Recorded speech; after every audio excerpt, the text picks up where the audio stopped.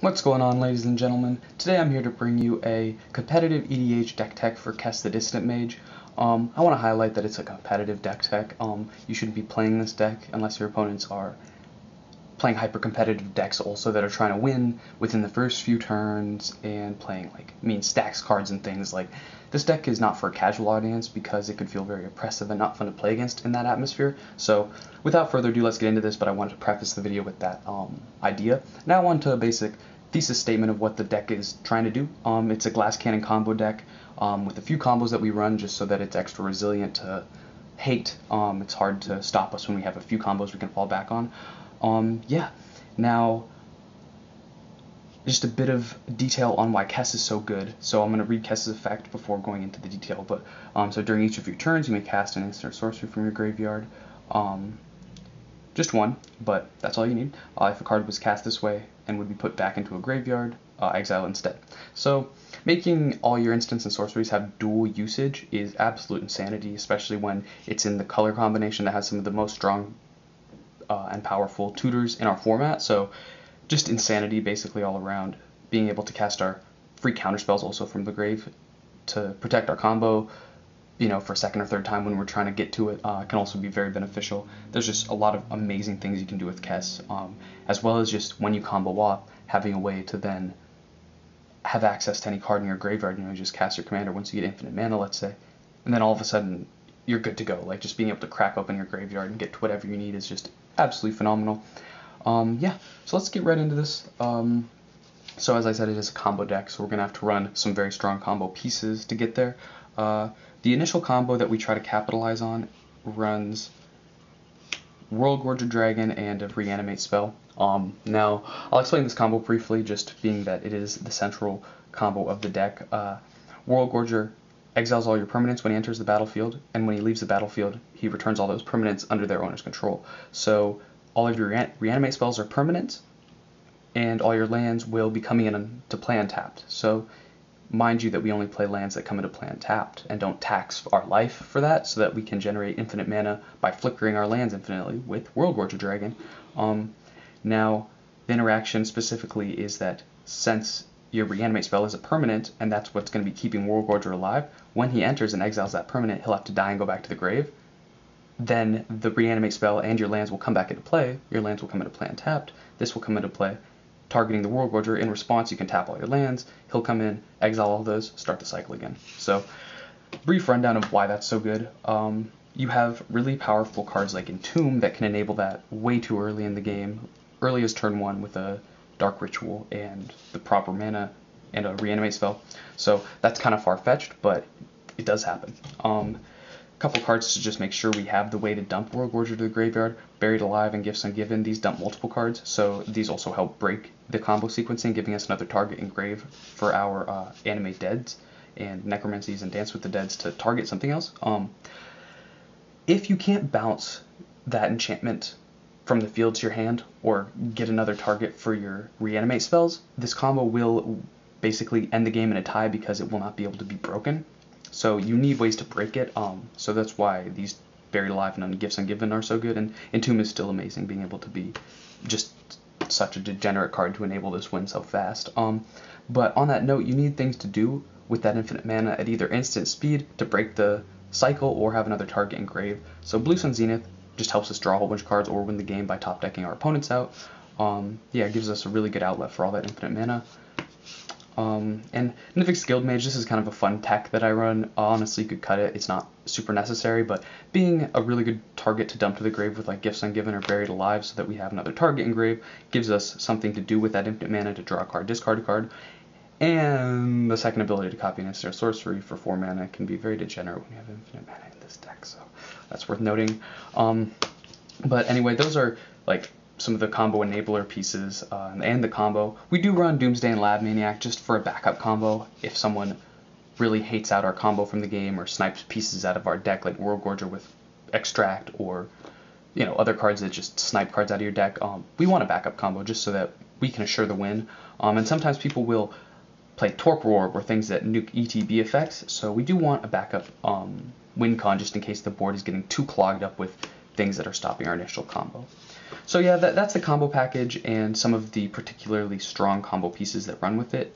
Mind you, we play tons of tutors and tons of other cards that do things to search cards, but dumping cards to the grave is just a very essential part of the combo, so I wanted to clump those in with the essential combo pieces and not the tutor category. So we also run cards to break the cycle of World Gorger from field to grave, because you have to.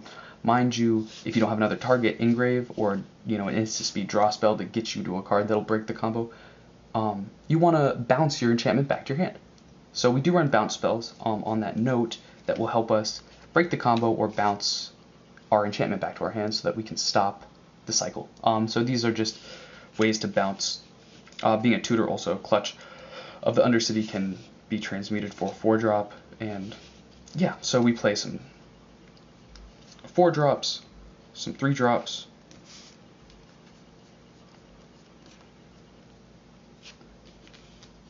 and some 2-drops. Now, I guess I'll kind of briefly explain. So these are pretty self-explanatory. Bounce for 4 mana. Drawing an additional card can be nice. Being able to have Transmute just gives it dual utility. These 3 wiped away. Colossus Charm and Capsize all bounce. Split Second's good. Being able to also destroy artifacts or non-black creatures can be good. And Capsize, being able to just have the buyback be truly abused by infinite mana, is really disgusting. Soul Manipulation isn't a bounce spell, but it can either counter a creature spell and or return a target creature from your graveyard to hand. So being able to get a combo, like a creature back to your hand as well as countering a creature, can be very good. Or being able to just get your World Gorger from your grave to your hand to break the combo sequence can be very vital. And then a couple 2-drops. Compelling Deterrence, Into the Royal, and Disperse, just all 2-drop bounce spells. Being able to kick Into the Royal to draw a card can also be nice, but all the bounce spells have dual utility in the sense that sometimes there will be stacks cards out that we need to get off the field so that we can combo out that turn, and if we already have another target or another way to end our combo, bouncing those stacks cards or cards that are just stopping our game state from doing the things it wants to do, we can just get those off the field for the one turn we need to win, which can be basically the difference between make it or break it. The last card that can also break the combo cycle that has some dual utility is Elixir of Immortality. Being able to shuffle our graveyard and into our library as well as this and gain 5 life is just a very good resource to be able to protect our graveyard as well as get our World Gorger out of the graveyard so that we can actually move on from generating infinite mana and do something with it. So that's very good, being protection for the graveyard and also being able to break our combo cycle. Being that this is a combo deck, you need to just run counter spells so that you can protect your glass cannon. It's very crucial. So we run some 1-drop and free counter spells. So Pact of Negation, Foil, Daze, Mental Misstep, and Mindbreak Trap. Mindbreak Trap, mind you, is not as much of a card that you can use to defend your combo as defend your life from making your opponent not combo off, because this card can be cast for free as long as your opponent's cast 3 or more spells. So on that note, you're typically not going to have a single opponent casting 3 spells on your turn. It's very unlikely. So this is better for stopping combos versus actually being able to defend your combo for free. But Pact of Negation, Foil, Daze, and Mental Misstep are all just very powerful free counter spells. Foil's a particular favorite of mine, definitely. Pact of Negation is just insane. Mental Misstep and Daze are also crazy. There's a very cool interaction between Daze and Foil. Obviously 2 cards in 100 is not good to bet on, but being able to bounce the island to your hand so that your Foil's live to counter a spell for free basically with Daze, unless they pay one, is just super good. And Mental Misstep, having a turn 0 play to stop Soul Rings from hitting, or Vampiric Tutors, or just lots of ridiculous things, is just super, super strong. Yeah, so those are the free counter spells. Now we also run some 1-drops in the form of Swansong, Dispel, Spell Snare, and Red Elemental Blast. Basically all just ways to counter spells for 1 mana to protect our combo. Very crucial. Those are the counter spells. On to the hand trick type effects, where we get to just look at more cards from the top of our deck, get to seeing more cards so that we can get to our combo pieces and our protection for our combo. Just crucial. Keep the hand filtering, get the best cards in our hand. Now Sensei's Dividing Top kind of falls in this category. I'm not gonna, it's kind of like between, because it doesn't directly draw you a card, but making your hand be able to be 3 cards larger in its selection of what it has at its disposal is just very strong. Yeah, definitely just a very good card, very mana efficient. Now onto the genuine hand trip type of cards. We definitely have a plethora of 1-drops. So, Sleight of Hand, Ponder, Preordained, Faithless Looting, Brainstorm, Careful Study. Some of these draw and discard, some of these just let you draw and see more cards, but these are all just very good for the fact that it's 1 mana to look at 2 or more cards off the top of your deck, put 1 to your hand at least, or draw 2, discard 2, something of that effect or nature is just, yeah, too good. Being able to get double use with Kess is also very strong for 1 mana, so worth noting. We run some 2-drops, Impulse, Strategic Planning, Telling of Time, just more looking at the top of our deck, getting to our cards that we need to see.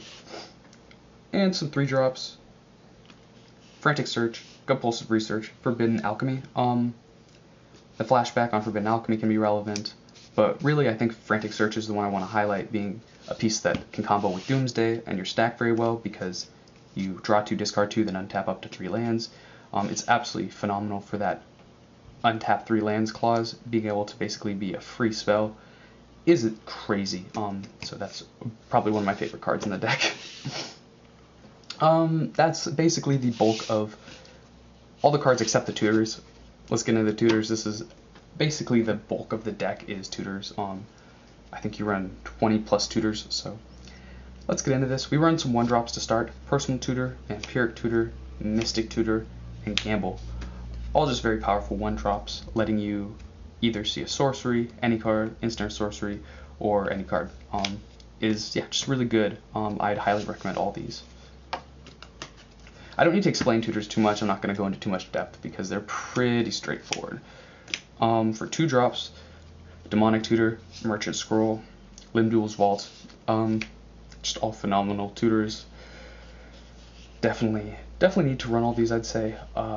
Merchant Scroll, searching a blue or instant or interrupt might seem like a little less optimal, but you run a lot of really good blue instants, so I'd highly recommend that. It's surprisingly strong. Now onto some of our... This is an interesting package of Tutors, being that they're Transmute cards, so their Tutor effect always costs 3 mana to transmute. It's 2 colors. 2 colored mana and a colorless. It could be either 2 of the same color, 2 of different colors and a colorless.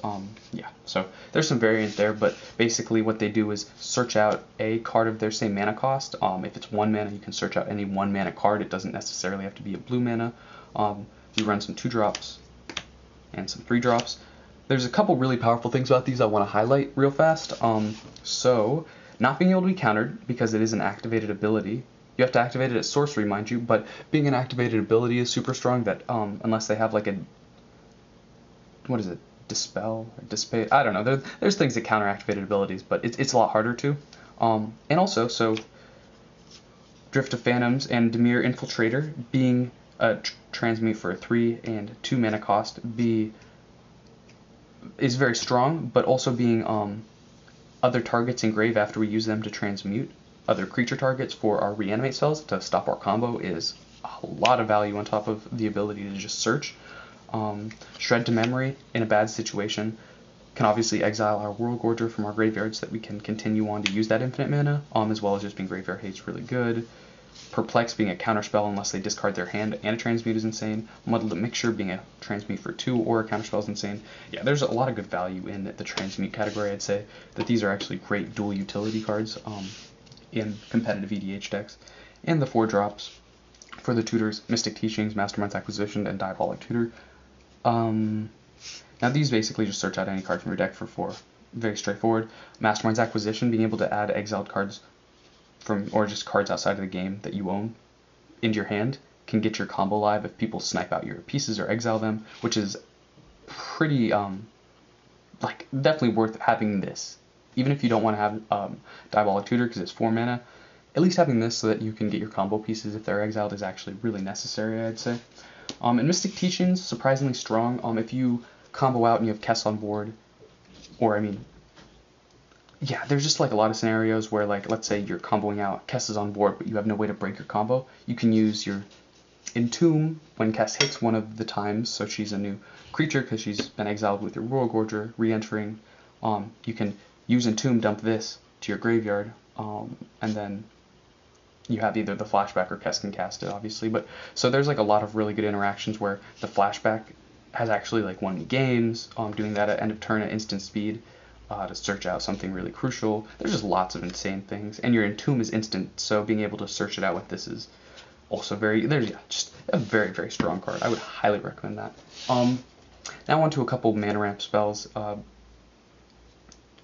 Lotus Petal, Dark Ritual, Dark Steel Ignite, and Soul Ring. Soul Ring, self-explanatory. Dark Steel Ignite, sometimes you combo off and get like infinite blue and black mana, or just infinite blue.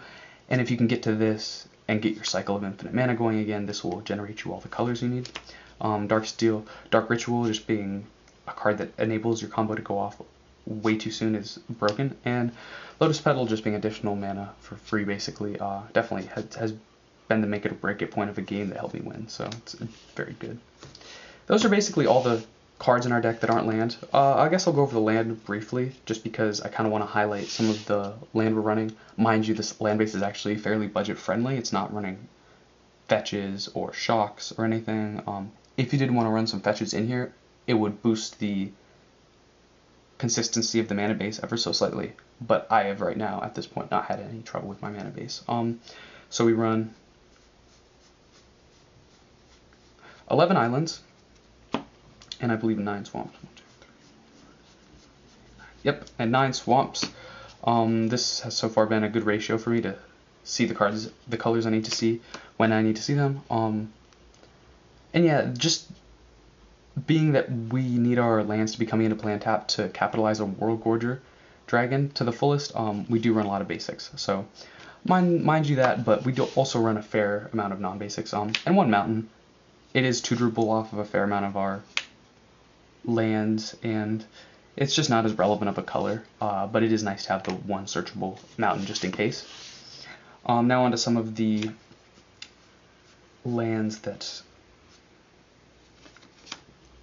come into play untapped and also generate us mana that we need of different colors. These are all lands that deal a damage to give us a color, or maybe 3, like Tarnished Citadel, which can be really rough, but when we're comboing out and we just need a couple certain colors, this can really get us there so that we can then generate infinite mana of all colors with like Dark Steel Ignite after we, tax ourselves a bit to get there. Forbidden Orchard, Command Tower, Gemstone Mine, Exotic Orchard, Unknown Shores, Sunken Hollow.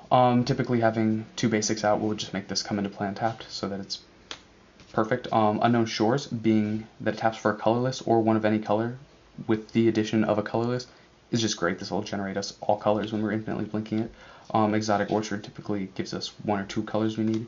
Gemstone Mine, every time it enters, will enter with 3 mine counters on it when it's exiled, basically, so this will generate us all colors also.